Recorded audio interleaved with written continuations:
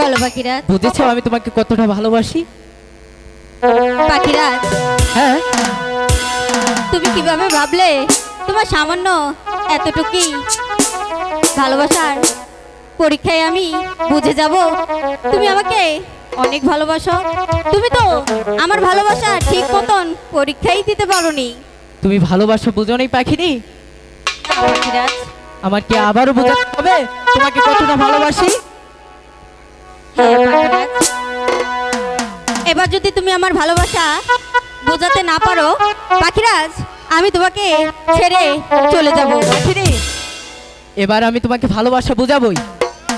দেখো সেদিন তোর প্রেমে আমি পড়েছি, তাই তো তোরে নিয়ে ঘুরে